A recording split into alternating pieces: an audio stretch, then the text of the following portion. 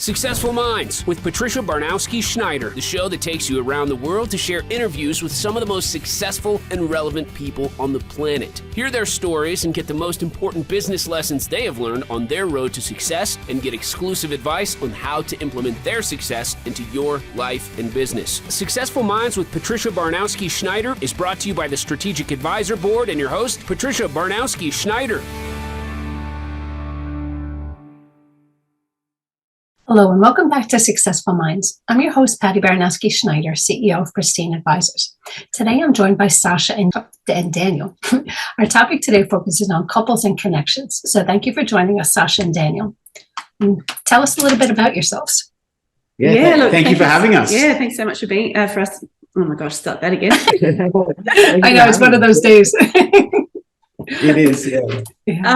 Look, thank you so much for having us. It's wonderful to be here. And to talk a little bit about us is your question. Well, we've got quite an interesting love story. Yeah. I guess we were talking about how we're going to start this off, and we'll just start it off from the beginning, I think. And that is, we went to the same coach school, and we'd met each other once before, and then we were friends. We sort of became friends, but colleagues. When Clubhouse was launched, we did real life conversations together with another coach, and the three of us spent 6 months doing almost 50 of these, and spending we were doing 2 to 3 a week. So we're spending a lot of time together. And previous to that, we were ironically, which we didn't understand at the time, we were both separating from our exes. Yeah. And as it ended up, we started confiding in each other. Yeah, we were confiding in each other, naturally just talking, but we didn't even realize, because we'd done so many conversations, real life conversations, talking about, like, nothing was off the table on these conversations, and people tuned in from around the world, and we had very similar value sets, and then we were confiding in each other. Eventually confiding in each other, but we didn't even realize we were confiding in each other. It was just like, oh, I'm going through this. Right place at the right time.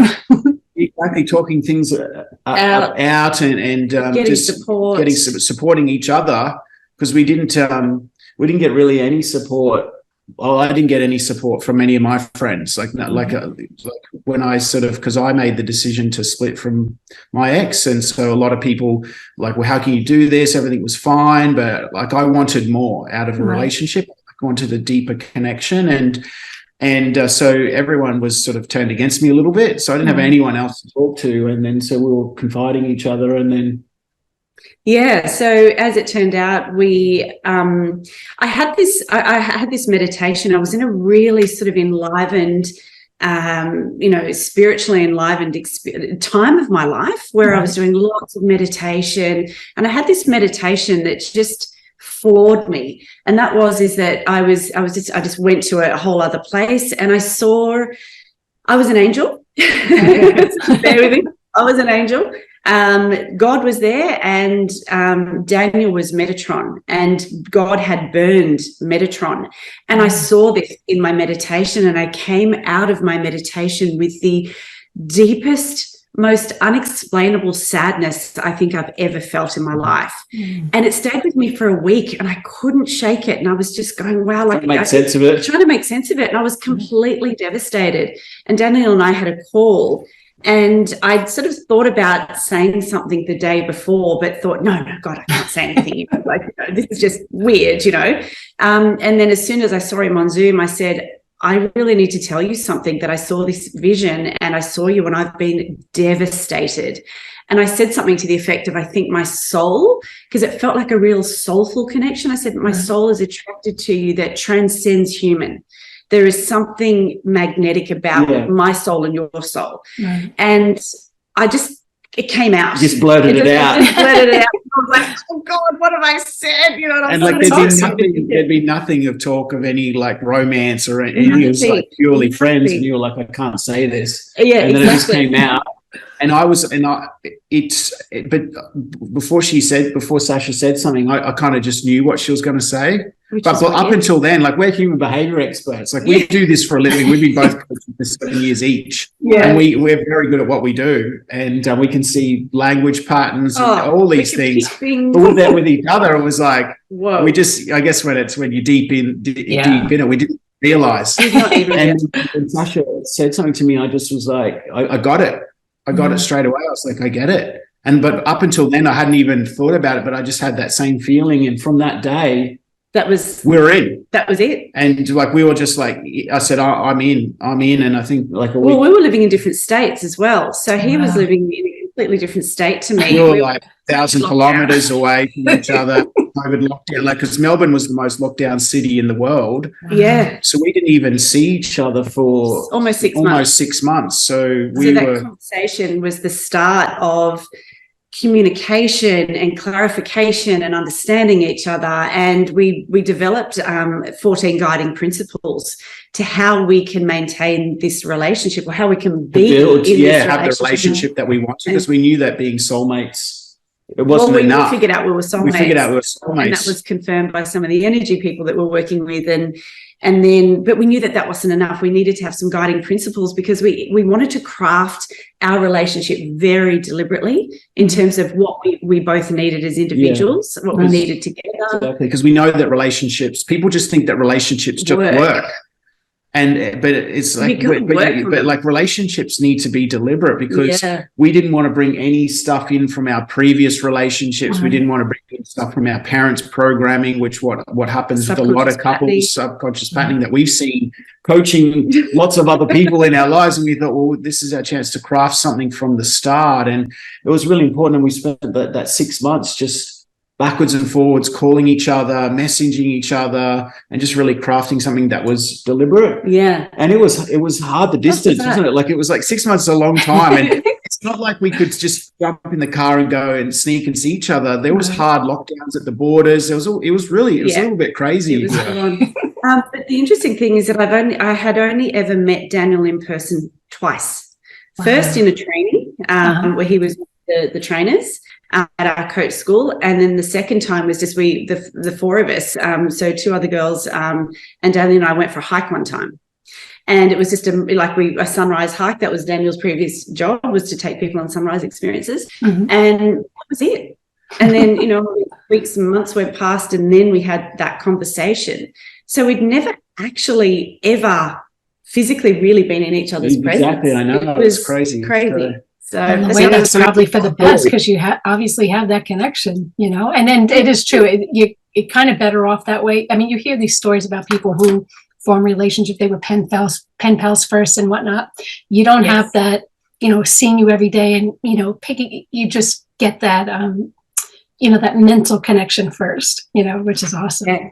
Wow. Exactly. And then the development of the communication. So, we really only had communication. And so we had to be very deliberate in the words that we used, very open in how we were feeling, talking about vulnerabilities, insecurities. Yeah. We had sometimes had text back and forths, until 2 a.m. sorting something out.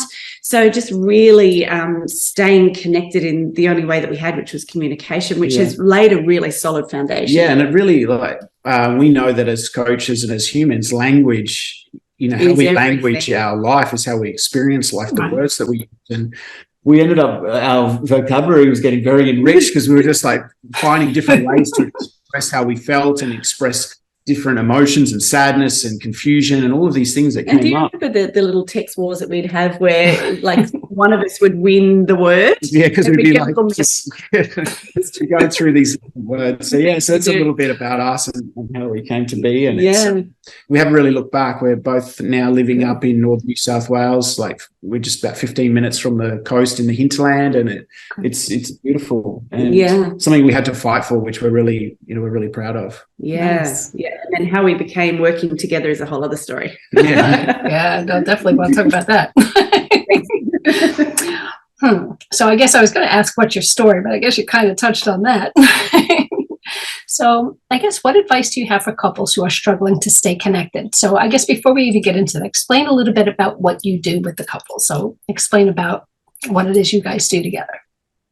Yeah, absolutely. So we've got 3 different programs. Our flagship program is called Together as One. Mm-hmm. And it's a fantastic program where it's for committed couples who have lost their way.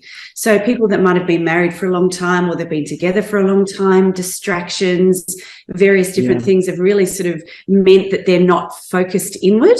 They've been focused outward for too long. And so what we do is Daniel will work with the men in the King program. I will work with the women in the Goddess program so that they have their own individual journey. And we really created this from another meditation. Yeah, but from our own experience, like we created like a solid principles to live by, like the King in his fullness, like from Robert Morse, and like the Goddess in her divine feminine, and that we created that each for ourselves, and that because we wanted to like really elevate our own lives, and then we thought, well, then we had a meditation. Teach this to people. Yeah. Exactly. And then the meditation was, you two need to work together. Daniel needs to do the men. I need to do the women. And then we created a component. So after they go through that individual program, then that all of us come together. So Daniel and I will coach the couple, and that will be coaching them on the like really reconnecting with each other, creating a sanctum with each other, creating unity. Yeah. So that then they've had their own individual experience of, cleaning up whatever they need to clean up in themselves, to have a kind taking responsibility, take responsibility for their part to play in the relationship. And then the Together as One is about them really truly coming together as one. Right. So that's the program, which is our flagship program, and it's working so well. We have reconnected people who are on the way out, but really still loved each other, but just thought they didn't even know. They didn't know how to find their way back to each other. We just helped them with that. So we believe it's we're so passionate about the work that we do, and we've really used how we've crafted our relationship as part of the formula. Right. Well, I mean, you have personal experience, it's kind of like you were the guinea pig, you tried it, it worked, and, Yes. Exactly. And it really helps us be accountable, because one thing that we've always done in our coaching is we'll never, ever teach anything that we're not congruent with. Or that we haven't done ourselves. So we very much like it keeps us accountable in our relationship, always to make sure that we are always communicating, always turning towards each other, all of those things. Leaning in, because, the old pattern sometimes for a lot of us is if there's, drama, we kind of lean out and go our own separate ways. Whereas what we really had to do is fight against the tide of that and go, okay, if there's an issue, we lean into each other so that we're working it out together, so that we remain connected. And, and at times when those old patterns pull you away, it's the almost pull to the old patterns is strong. Well, it's many years of habit too, I mean, I like how it's a physical addiction. Like when we first got together, because we were lone rangers, self-confessed lone rangers in our previous relationships, and the pull to the old patterns, even though we could have the awareness of it, the pull to the old patterns just to lean out and just to solve the problems on our own was so strong. And we had to really fight against that. Eventually, and we had to pick it up in each other. So I'd be like, you're doing Lone Ranger, come back to me. And then if I wanted to do Lone Ranger, he'd be saying, come back to me. And I'm like, a lot of couples do that. Yeah. It is. It's true though. Like, when you said like, even like, redoing like the how your family had taught, when you think about that, I mean, these are decades worth of, our life just becomes by habit, and it's what you raised, witnessing, it's what you were see on TV, whatever the case is. And you might have been with, someone who was manipulative, say, for example, and you just kind of, you get sucked into that kind of role, and, it just becomes the habit. So to break free from decades worth of, when you're a kid, what you saw mom and dad do, what you saw the neighbors do, my friends' parents do, and retrain yourself, that's a long journey. So I can imagine how it just keeps pulling you back. Exactly. It happens to a lot of couples. It does. And for us, it's about congruence. Like, we need to absolutely know that what we are teaching, we are doing. Right. And so we made, so that holds us, like Daniel said, holds us to a really accountable to go, hang on a second, if we can't lead our people, if we're not doing it ourselves. So it's that's one of our values, is to be really authentic and congruent with the message that we have. Yeah, because it's not something read out of a textbook. It's stuff that you physically have done, and it works, Exactly. Yeah, exactly. Now, I guess, what advice do you have for couples who are struggling to stay connected?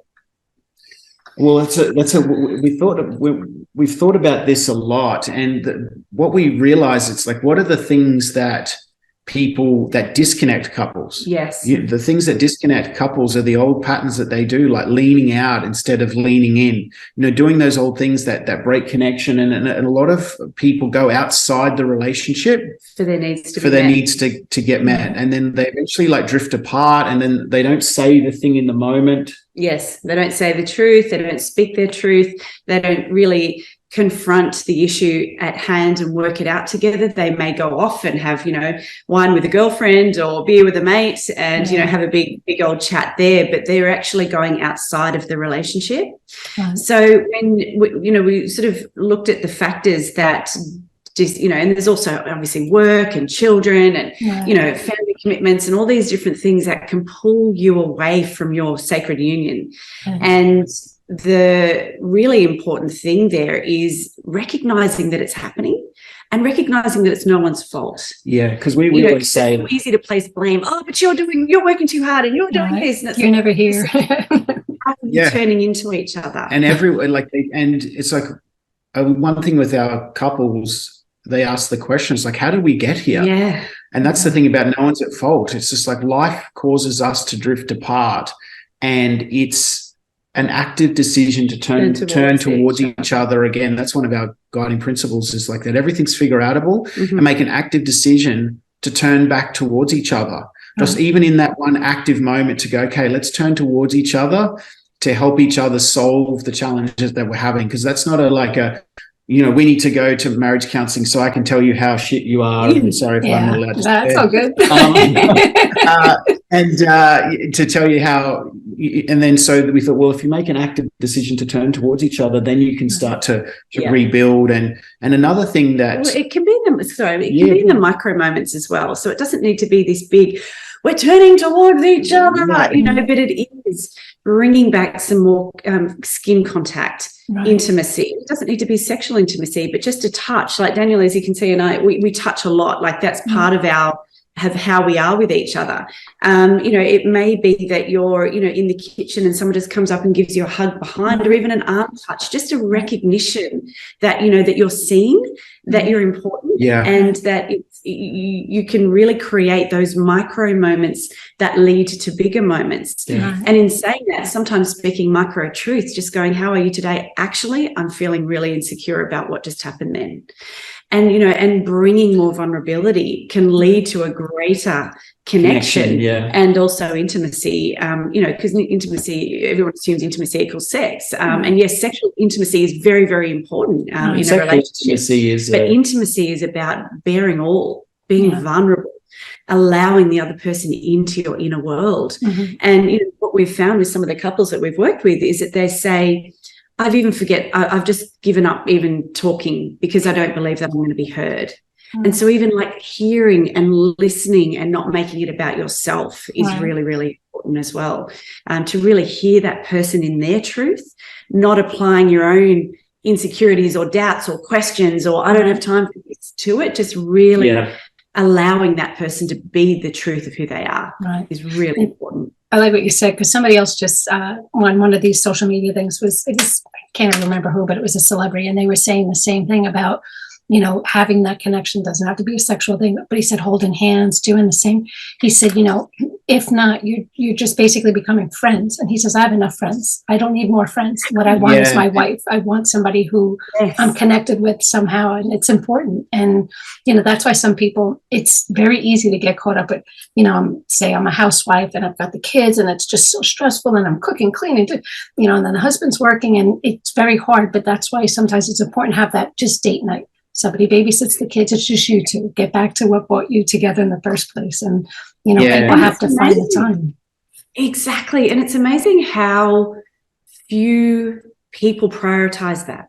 Yeah. Few people, that's amazing how few people prioritize their relationship. Well, yeah, exactly. Like the relationship comes like it's down the relationship goes down the ladder from their kids, their work and all of those things. But what we've realized and what we've really teach our couples is that relationship first, because without the relationship, you have none of that. And I think that people think that the relationship's always going to be there because they're married and it gets taken for granted. But we know that if your relationship is incredible and you do the work on that, the relationship with your kids is amazing. The relationship with your own body, your own health, all of those things, your work, all improves as a result. Right. And if you lose everything and you've got your relationship, you can come back from anything. Exactly. You can come back from anything. If you've got your confidant, Best I've friend. got my wise sage here that guides me. I know that if anything happens, whatever happens, the worst case scenario, I know that we've got each other to rebuild.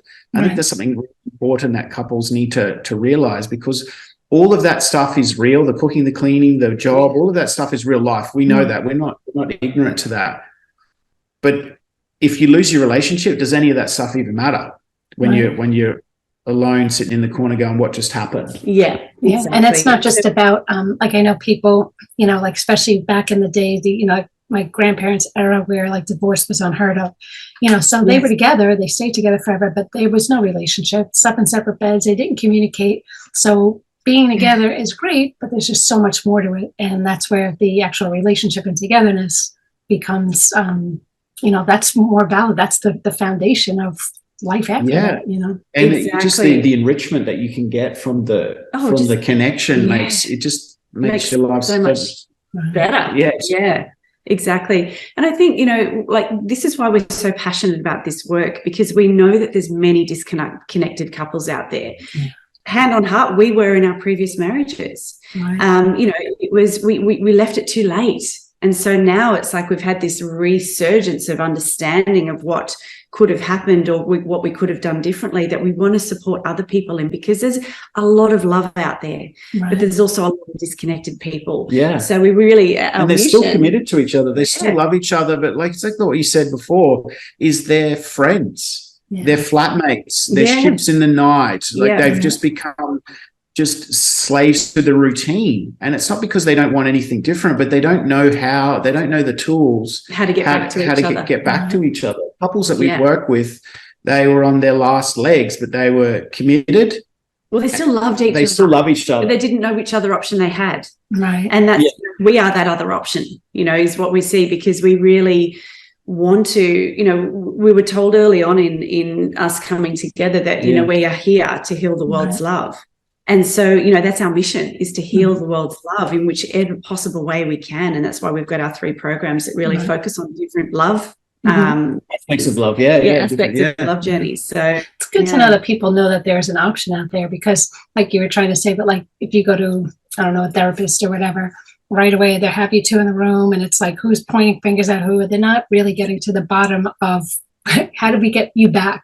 It was always like, who's the bad guy? You just need to listen. It's not the same. Blame fest. It's like a blame fest and a slope fest. Who's the most dysfunctional? And that's why we work with them individually first for 6 weeks. So we help them find who they truly are, help the man step into his power to be there for his woman, and for the goddess to heal whatever she needs to heal, to be open to the man, to receive the man's love as well. And then when we come together, it's a great foundation first, because everyone's got their own stuff going on, and that needs to be healed first, rather than just be like, well, he said, she said. Right. Exactly. And the whole goal is to end being together, not leaving, hating each other more than before you started. And look, this is said with respect, but I've heard a lot of people say, "Oh, we went to counselling, it didn't work. Oh, we did 1 or 2 sessions, we just yelled at each other, and it didn't work." And and that's no slight on therapists. It's just maybe the process really needs to be an internal self-first process, because whether you're in a relationship or not, you are still a sovereign being. You are still someone who matters. Going on. You are still someone who's had all these experiences that could be quite different to your partner, that need to be seen, validated, heard, healed, explored, and then bringing in the concepts of what it is to be goddess and king can really allow people a great framework for that. And we develop that based on our own stories. So and that's where you individually, I guess, go back to, is what you're feeling derived from how you were raised, is that you kind of bring all that up?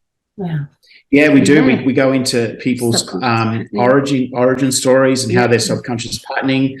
We work a lot about what triggers you, and then often it's not what the partner does that triggers the other partner, but it's not because of them. It's because of what's happened to them in the past. But that manifests. But people don't even realize that they think it's the partner doing it, but it's not. It's the partner just triggering something in them that they're hurt. And that turns into an argument or turns into disconnection. And those micro triggers or even major triggers just build over time and are unresolved. So we help people deal with those triggers, help them deal with their old programming, fully start to help them install the new programming, their new identity. Yeah, this is one thing that everyone realizes. It's like, well, you would have heard this before. People go, I just am who I am.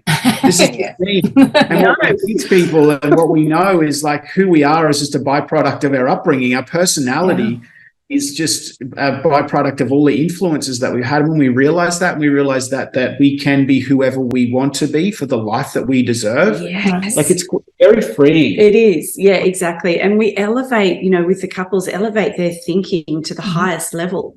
What is it? How do we truly want to live our lives? Not by societal conventions, not by how we were told we need to be by our parents.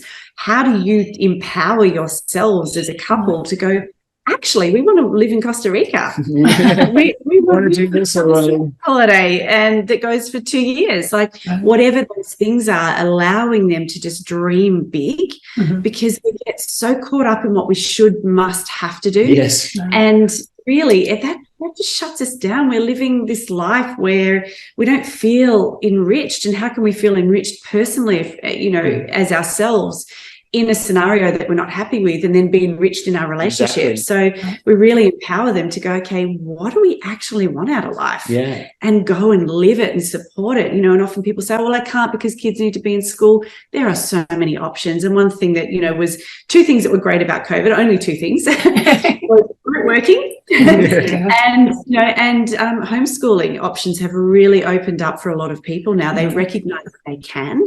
So if you want to go live in a remote island in Bali, you can, as long as they've got internet. You're awesome. Exactly, yes. And I think that's like with COVID, it's really shown us that anything's possible now in the world. Yes. Yeah. Like there's no certainty. There's no certainty with anything. No. So why allow ourselves to be victims of circumstance? Why not do things that we don't need to do things that we've always done because of tradition. Right. It's a story that we was told in one of our real life conversations was about the turkey in the oven. And what grandma would do would cut the turkey in half and lay it down flat and put it in the oven. So everyone in the whole family for generation after generation, Thanksgiving, they'd cut the turkey, put it in the oven, and and this is just this tradition from grandma, this is how we do it, and grandma's the best cook, and this is how we do it. And then one day grandma's like, why are you still cutting the turkey? And they're like, well, grandma, that's your tradition. She's like, I only did that because our oven wasn't small enough. Big enough. Big enough. Yeah, our oven wasn't big enough. Now she goes, I've got a massive oven. I put the whole turkey in. It turns out way better.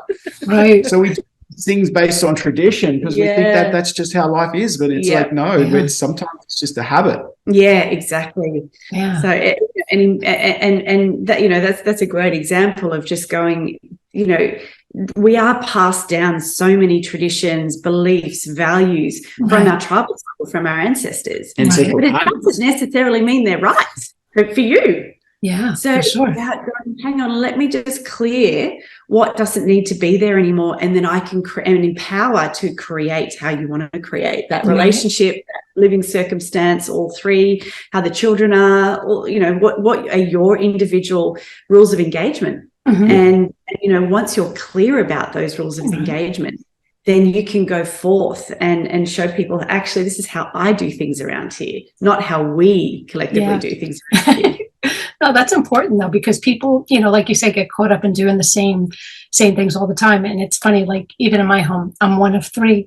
We're all raised in the same exact house, but you always have that one who goes against the tide. So I always just chose to do things on my own. I'm the middle kid. I don't know if that's why, but sometimes where I'm very opposite of my other 2 sisters. And ironically, we were all raised in the same house. So I chose to do things different just because of my nature. And it's just amazing how you could see years later, they still follow the same exact patterns. And I'm like, oh, you know, I mean, that works for you, but it didn't work for me at the time, you know? Exactly. So sometimes you have to take your own path.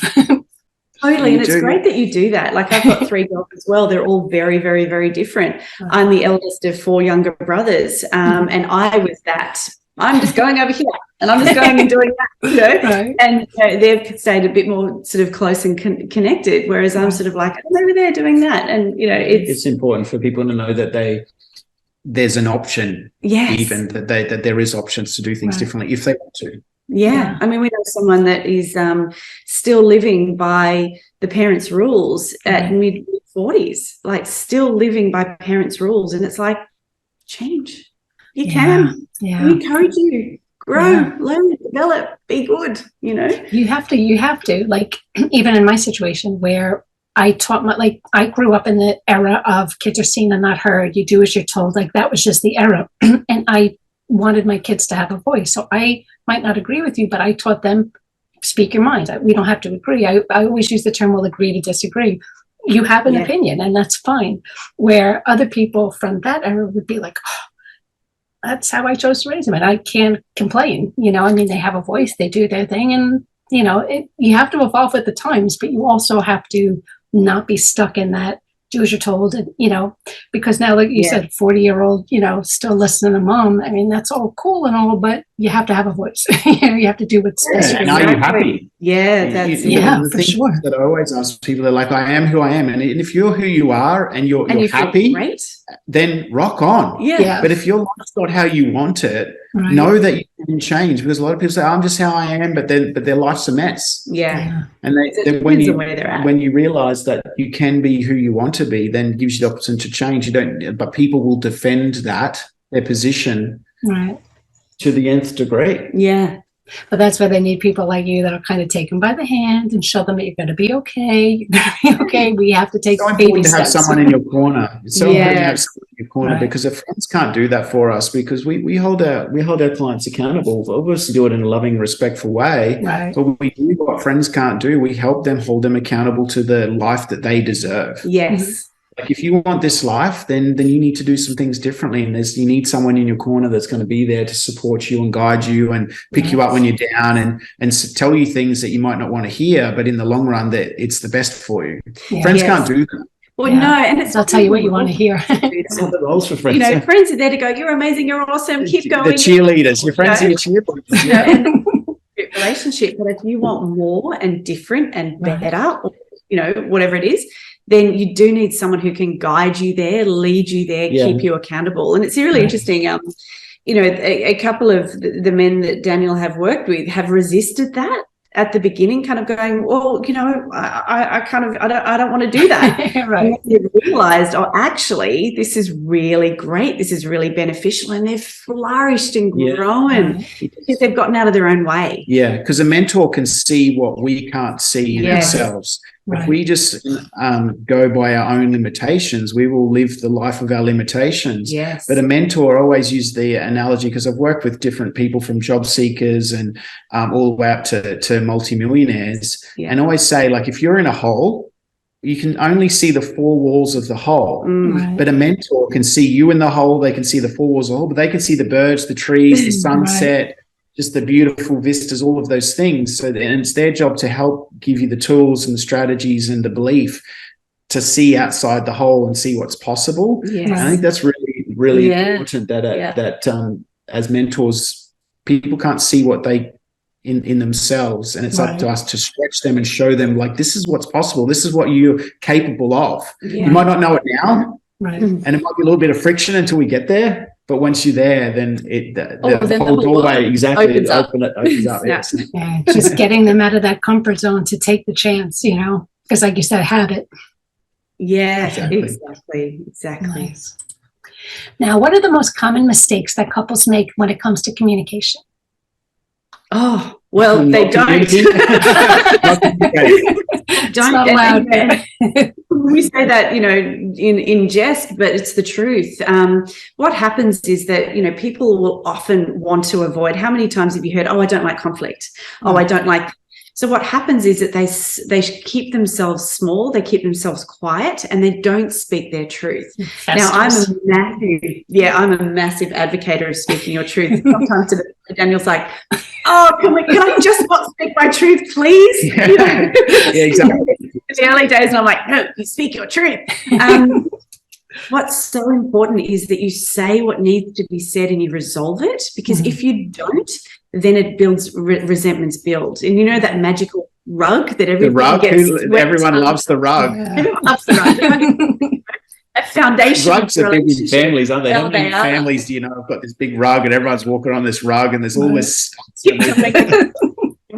So you know, I think what people don't do is allow that vulnerability. And even, you know, some couples that we've worked with have said, I've even stopped sharing about my day, because it's just come to that point of they will share surface things which are safe, such as, how was your day? Yeah, it was good. Yep, it was great. Yep. How was yours? Yeah, good. Yep. How you feeling? And then we'll move on. And then you move on. Oh, and let's talk about the kids, because that's a safe thing. So just another distraction. It's another way of not deeply connecting. Right. So it's the important thing is, you know, one of our guiding principles is never mute yourself, never not say the thing you need to say. And we've had to become really you know, brave in sharing. Okay, I'm feeling really insecure about what just happened there.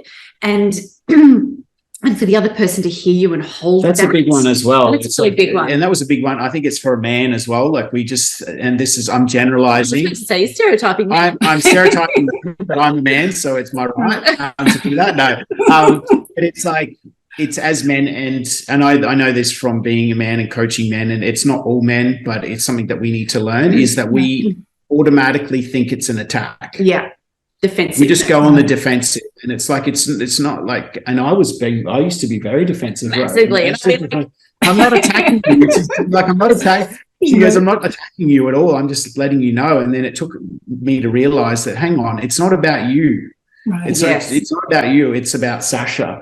And this is one thing that I've had to really learn, and that I teach my men as well. Is like, she might be sharing something, a hurt or that. It's not because she's attacking you. It's because she just wants to communicate. And if you can catch that and hold it, that is a massive doorway to intimacy and connection as well. That's all women want, is to be heard. I was just going to say, you feel heard. Yeah. And to feel that and to feel safe in that. Right. So I think that's a really important thing. It's one thing to be heard and listened to, but to feel safe that you can go, you know what, I'm really struggling, and I just need you to be there for me. Yeah. Don't try and fix it. Don't try and tell me what to do. I know what to do.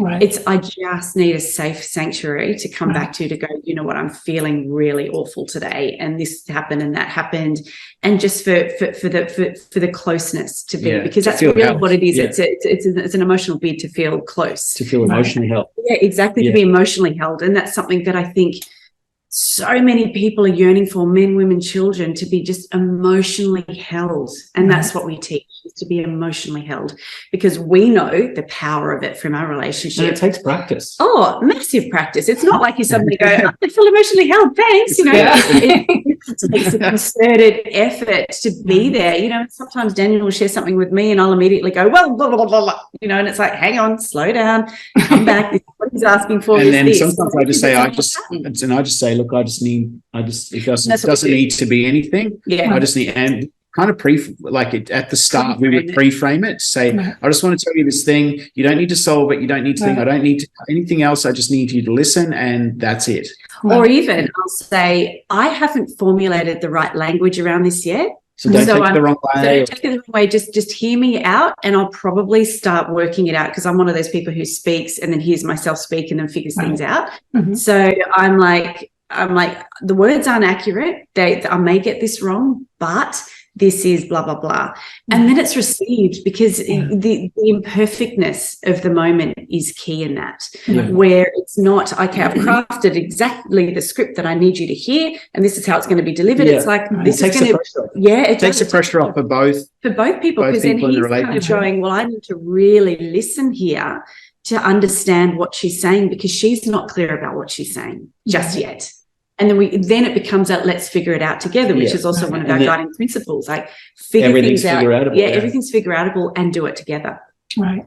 Because sometimes you just need to get stuff off your chest anyway. Because I'm the same. Sometimes I just blurt stuff and I'm not looking for anything out of it. I'm just getting it off my chest. And you need, as a couple, to be able to share that. Because what happens more often than not are most of the women I know, they're just talking to their girlfriends, because if they talk to their husbands, it's just more trouble than it's worth, and it's just easier. So the girlfriends will just pacify you and say, oh my, like you said, they're just your cheerleaders, and they'll hear you and hey, that's awesome. But that's not the same. You want to have that connection where I can just tell you anything because I got to get this off my chest. That's great. It doesn't resolve anything. It doesn't resolve anything talking to the girlfriends. You might feel better in the moment, but then you come back home and that situation is still lingering there because you haven't worked it out with each other. Yeah, right. That's where it's built.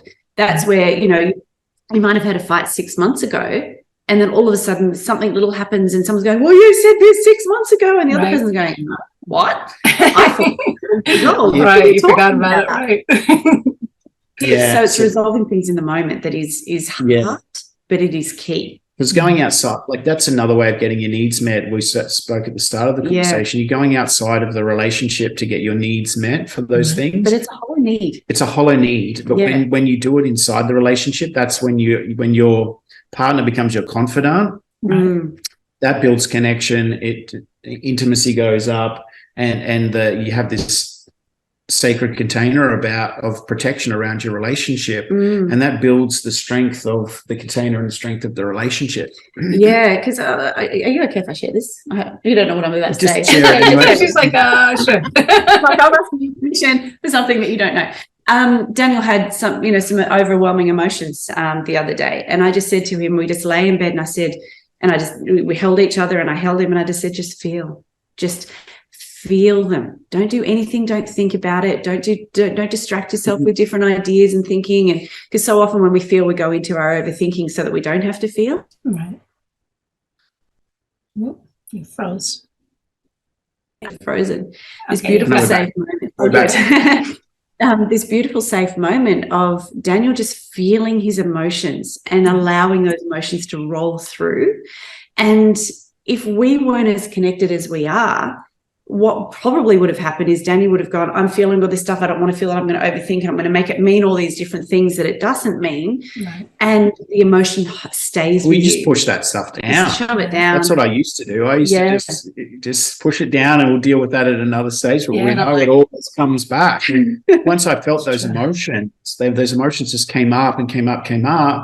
And I was trying to resist it at the start, but then they came up and then they would pass through and they were gone. Yeah. And I woke up the next day fine, and something that we're not taught, I guess. We're not taught. Yeah. And it's not healthy either. Keeping all that in, it's not healthy. It comes out, and I always form it'll come out in some other way, in disease or in anger or something unresourceful. Yeah. Yeah, exactly. But you're right, we're not taught. And, society has these rules about emotions. You're allowed to be frustrated, but don't be angry. Yeah. You're allowed to be a little bit sad, but don't be too sad, because that's depressive, and there's something wrong with that, which of course there isn't, but society kind of says us, you have to minimize your emotions. You have to be in like a certain range. Yeah, in a little box range, you're allowed to be happy, but don't be too happy, because then you're showing off. Right. So we're to tone our emotions down, which shuts them down. Which, exactly, because if you're not feeling the depths of some of the heavier emotions, then you can't feel the lighter emotions. So what happens is we're sort of, sorry, my arm's stuck. We're working in this little range of emotions and wondering why we're not feeling joyful in our life. And that experience, we're missing out on that huge range of experience, because you have to feel to the depth that you can feel sadness and anger and hurt and frustration, all those things, is to the height that you'll feel happiness and joy and love and gratitude, all of those appreciation, all of those higher, high vibration energies. Yeah. So people always think, don't they? I don't feel all the bad stuff. Because they say bad emotions are good emotions, which is not true. They're just emotions. Yes.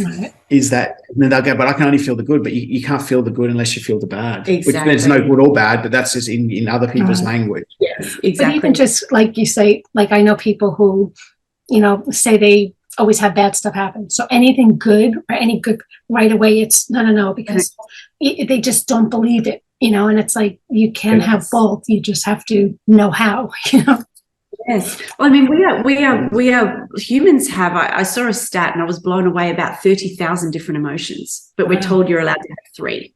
So when we can be human, is when we can have our full emotional spectrum. When we are having our full emotional spectrum and the language, so there are nuances, so it might be a little bit of jealousy, envy, or something in between. So what is that? And then when you allow that to be there, uninhibited, you go, wow, I'm feeling really jealous, envy. I'm feeling really, okay, I'm feeling it. And you allow that feeling to be there. Like Daniel said, for him, it just passed through. It was Whereas gone. if we're holding on to jealousy, anger, rage, resentment, any of those things, we are densing our bodies. And it becomes a personality trait. I think Joe Dispenza was done research after 3 or 4 months of holding onto those emotions. It becomes a personality trait. Like what you're saying about those people, that bad things and anger and all of those things happen to them, that defines their life and their subconscious programming. So that's what the brain will look for, like in our reticular activating system. It's like, when you see a red car or your friend buys a certain car, then all of a sudden you see that car everywhere. And the brain loves familiarity. So it will go down the path of familiar emotions. And if those emotions are emotions that you haven't dealt with and hardwired into you, then that's all you'll see. And so then you become untrusting. Oh, things are going really well. Hang on, sabotage. Something bad. That it goes back to that familiar pattern. So a lot of the work that we do as coaches is really allowing people and supporting people to feel those emotions, to have them roll through, to not shut them down, to do the opposite. And again, that's a really big training. I was a great shover down. Cry for 20 years. Dad told me crying doesn't. I was like, okay. Yeah. And I didn't cry. I prided myself on being this strong woman, corporate career, strong woman, throw anything at me and I can handle it. I used to say those words. And then one day something happened and I had to feel in a major way because it was about one of my babies. And it was like, whoa, what is this new world of emotion?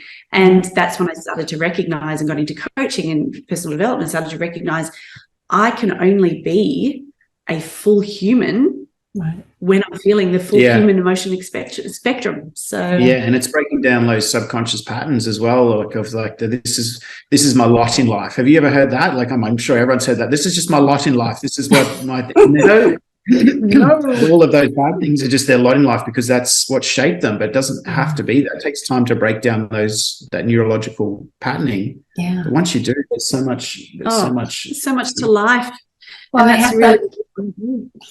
had that conversation with someone the same. They're always negative, and their life is just negative. And I could say like driving. I literally did a video one time. I'm driving down. It was raining. It was a cold, gloomy day, but I'm like, it's going to make the flowers bloom. Like you can always find positive in something. But if you choose to always look for the negative, you're always going to have the negative in return. And unfortunately, for a negative person, they just don't see it. It's just life is negative and that's it. I'm like, I just say keep a distance then. I can't.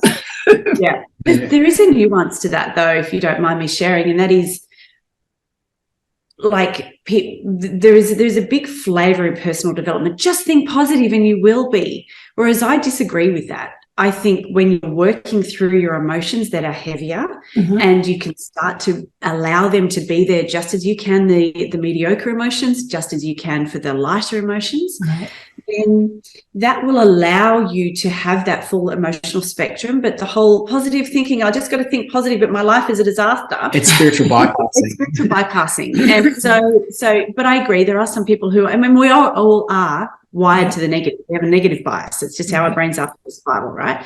But it's about seeing the opportunities in things, seeing okay, what do I need to learn? We had something happen yesterday and we were like, okay, so what is this? This is a learning for us. What can we learn?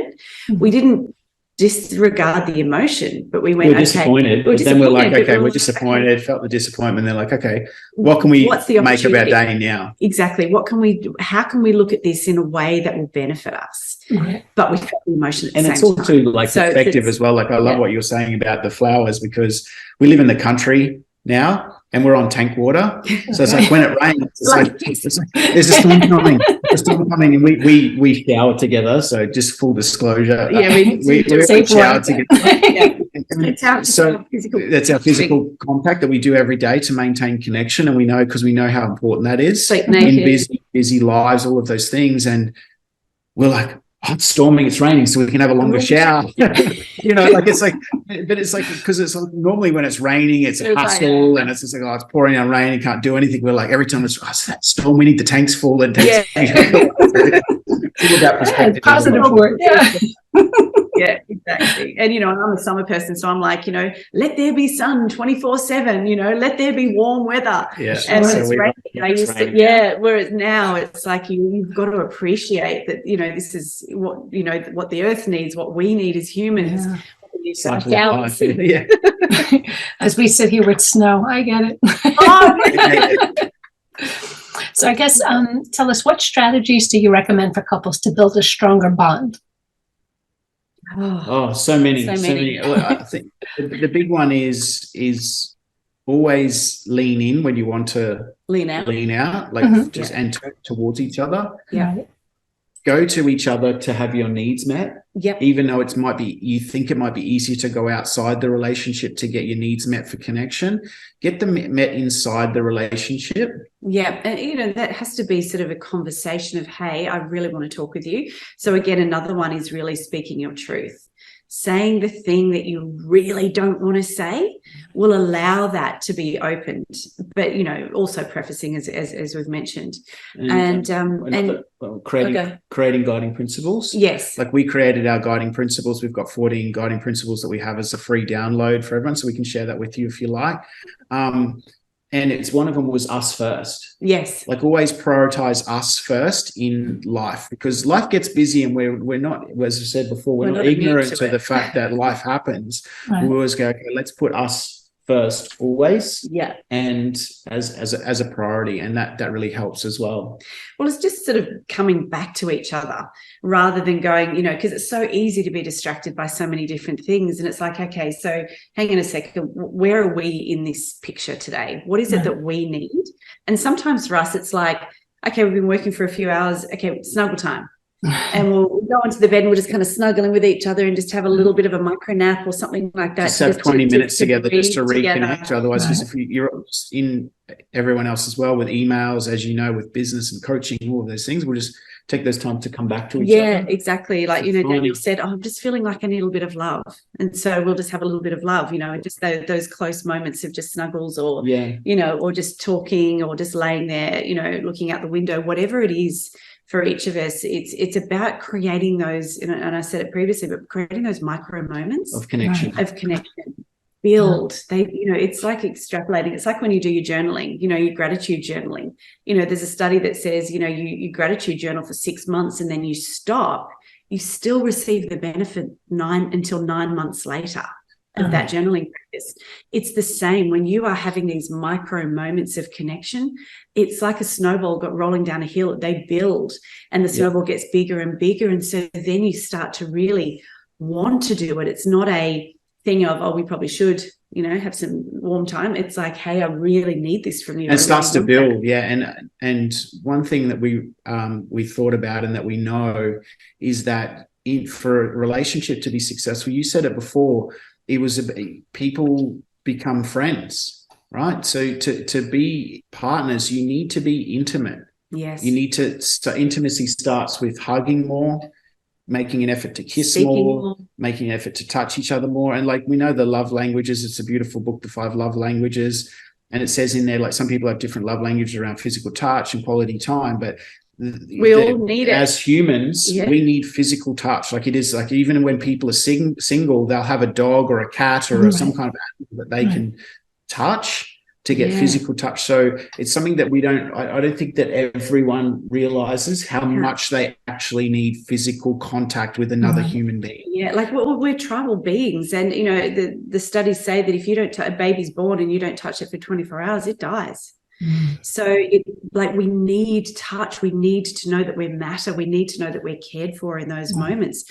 We are still itty bitty babies on the inside. We are still toddlers. We are still those young kids that are high touch.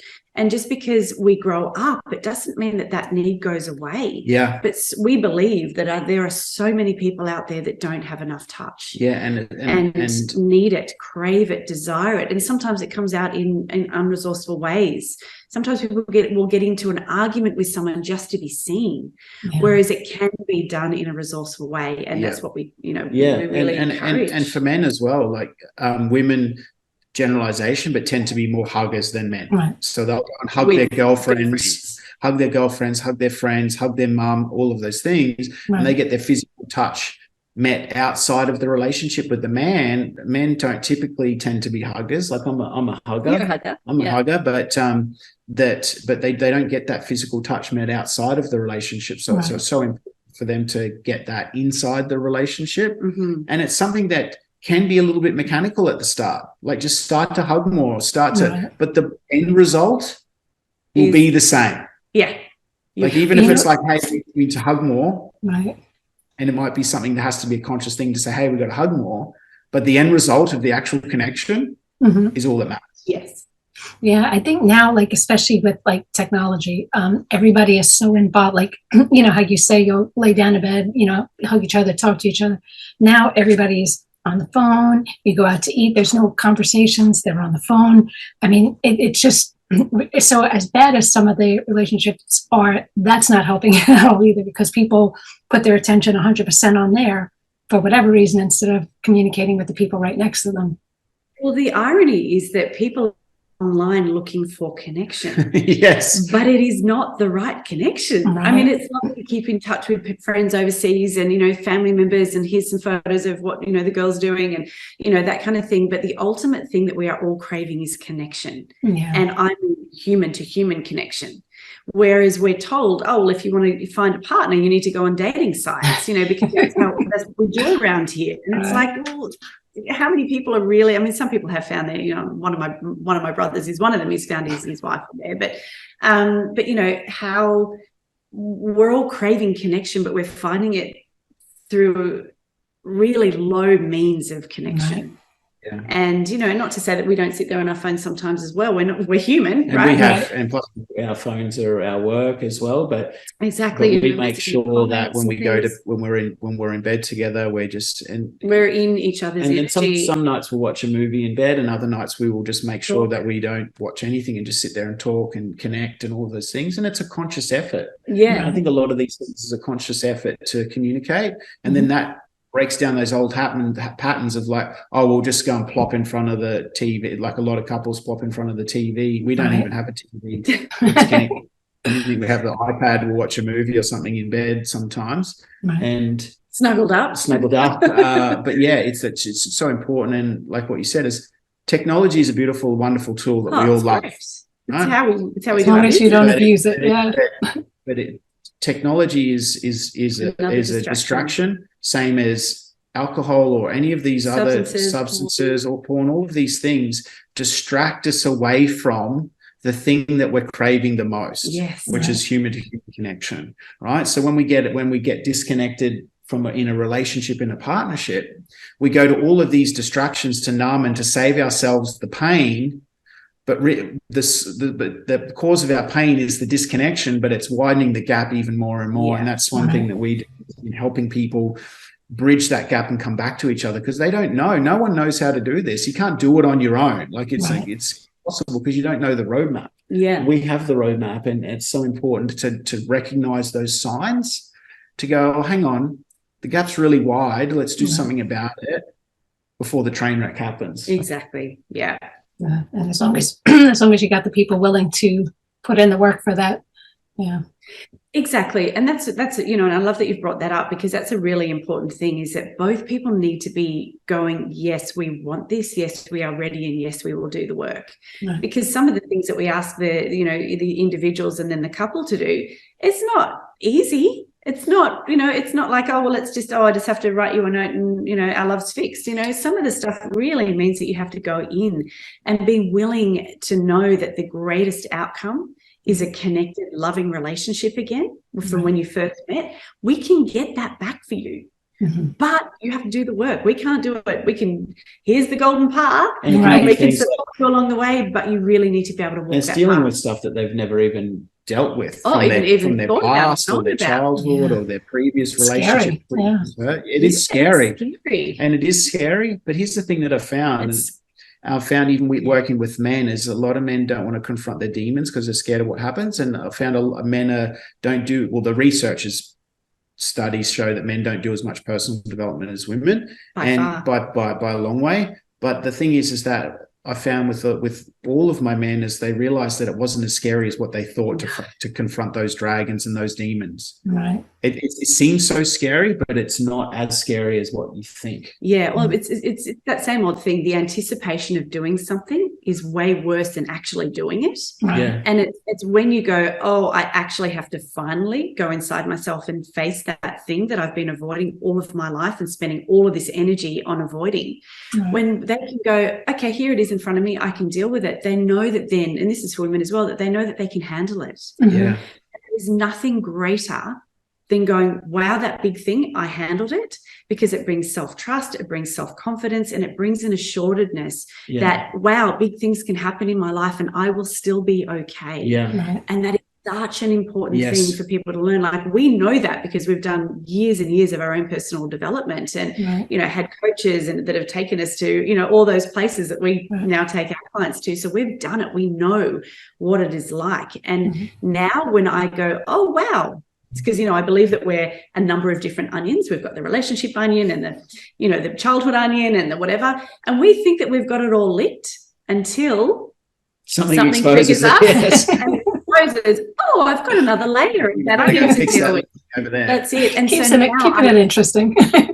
Exactly. So I've trained myself to go, oh, wow, that thing's there. Great. Let's get into it, because I know what on the other side, what is on the other side is so much better than trying to avoid that layer of the onion. So it's again, we are, like, humans are incredible. We can change and adapt and learn and grow and develop way more than what we think we can. And I use the example sometimes. So much more.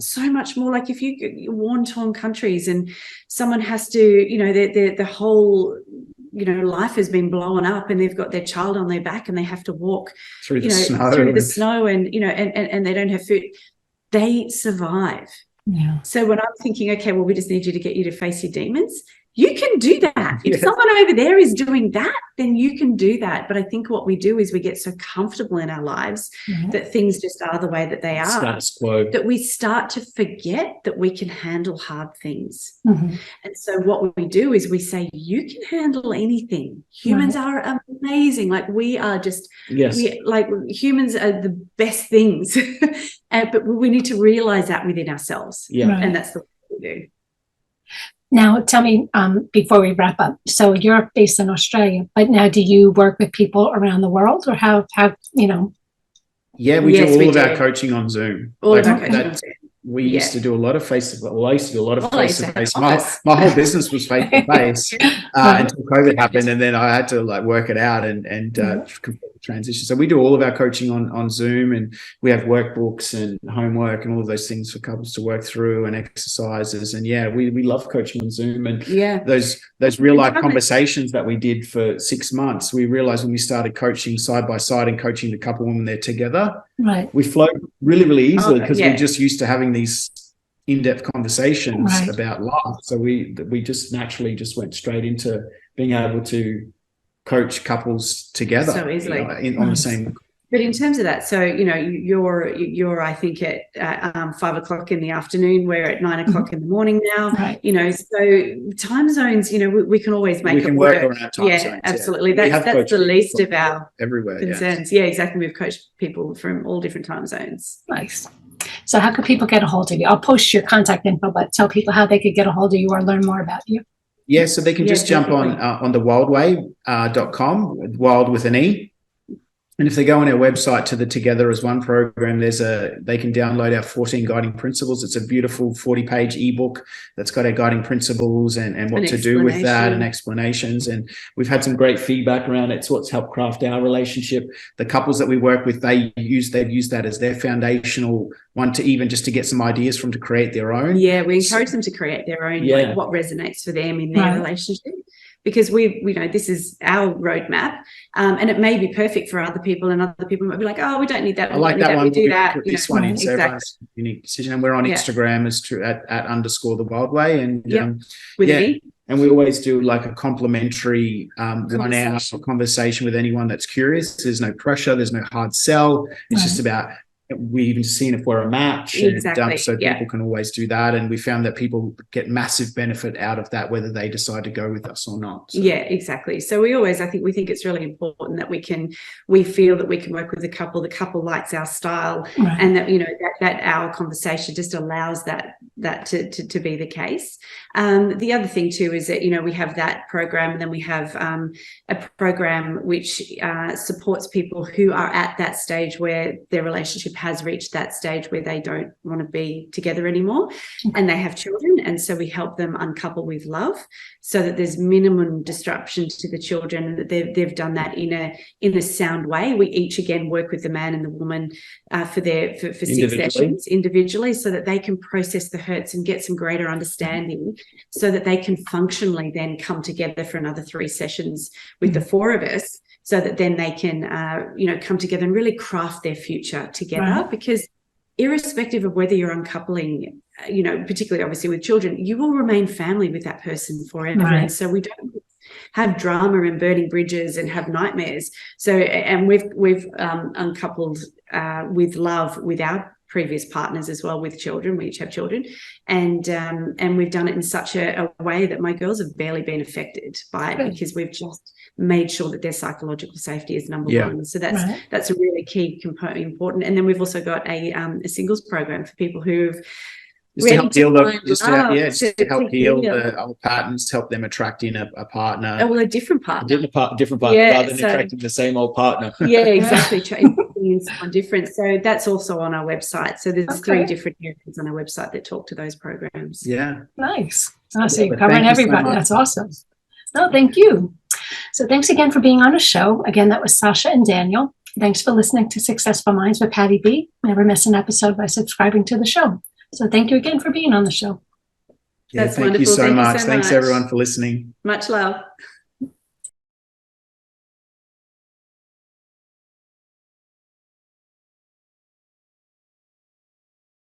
Thank you for listening to Successful Minds with your host, Patricia Baronowski-Schneider. Please leave your feedback and visit strategicadvisorboard.com to get the latest and greatest business advisement on the planet. Follow us on social media for updates, and we'll see you on the next episode.